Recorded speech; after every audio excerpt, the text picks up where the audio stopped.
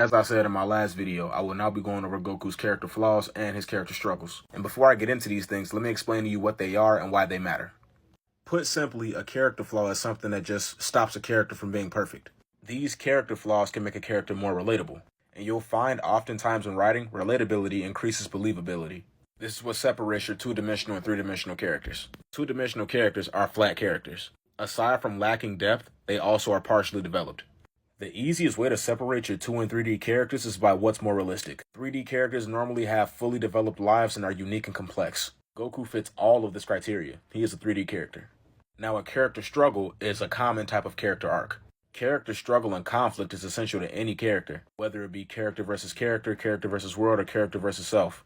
Later on in this video, I will be getting to Goku's internal conflict. This inner struggle is something that Toriyama writes very well, and I can't wait to talk about it. But first, let's get into his flaws specifically. The biggest flaw that I can think of when it comes to Goku is the simple fact that he is a very selfish person. And the interesting thing about Goku's selfishness is the fact that it was able to help and hinder him.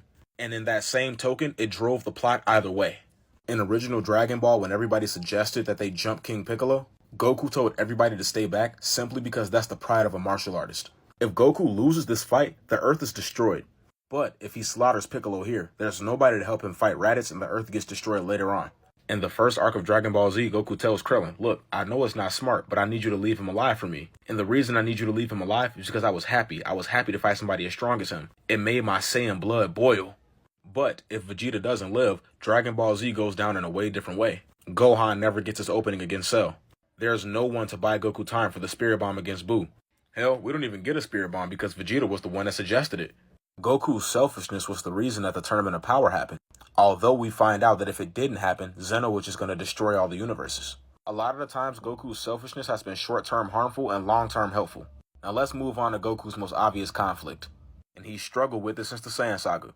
You guessed it, his identity.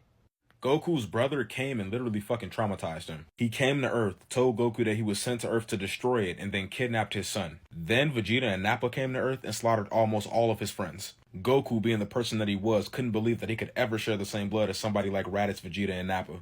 It was to the point where he was rejecting Vegeta's last dying wish. He could never be merciless like Vegeta. It got to the point where Vegeta was trying to talk to him and Goku told him to save his breath. But eventually it happened. Goku turned into the Super Saiyan. He says to Frieza right here, I can't show you any mercy. Not anymore. Goku had fully embraced what it meant to be a Saiyan. Or so we thought.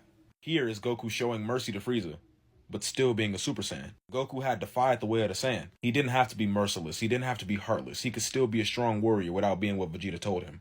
He kept his Earthling heritage while embracing his Saiyan DNA. Next video on the way soon.